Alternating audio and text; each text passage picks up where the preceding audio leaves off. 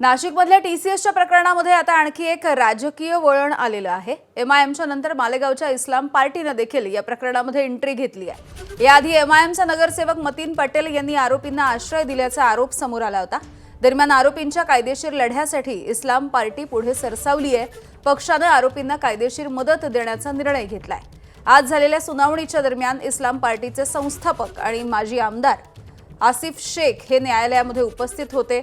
यावेळेला इस्लाम पार्टीने नियुक्त केलेल्या वकिलांनी आरोपी दानिश शेख याची बाजू न्यायालयाच्या समोर मांडली। त्यामुळे या प्रकरणाला आता राजकीय आणि कायदेशीर अशा दोन्ही स्तरांवरती नवं वळण मिळालं अशी चर्चा सुरू आहे।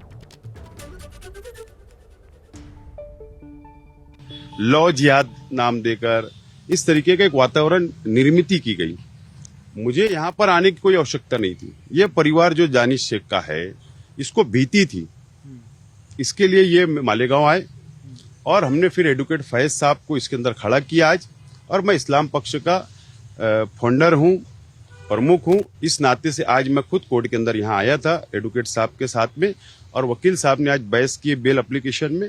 और ये देश को जिस तरफ ले जाने की कोशिश की जा रही है, प्रयत्न किया जा रहा है कि दो समाज को लड़ाकर अपना राजनीति सीधी करने का ये प्रकरण के अंदर सामने आया है। इसके लिए आज हमको खड़े रहना पड़ा है।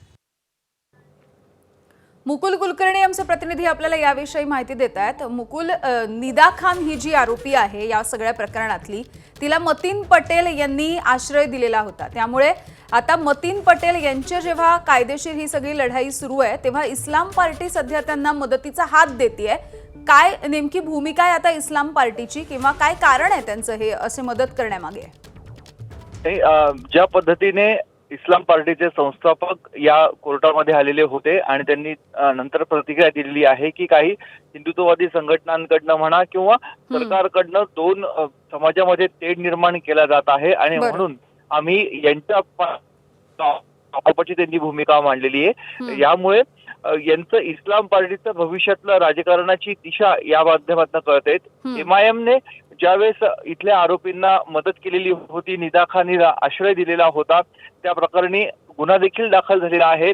परंतु आता दुसरीकडे कायदेशीर प्रक्रियेमध्ये इस्लाम पार्टी आता लढ्यामध्ये उतरलेली आहे आणि त्यांचं म्हणणं आहे की नाशिक रोडच न्यायालय नव्हे तर उच्च न्यायालय, सर्वोच्च न्यायालयामध्ये जरी हे प्रकरण गेलं तरी आम्ही या आरोपींची साथ सोडणार नाही, त्यांच्यासोबत आम्ही राहणार आहोत। अगदी मुकुल, धन्यवाद माहितीसाठी। एबीपी माझा, उघडा डोळे बघा नीट।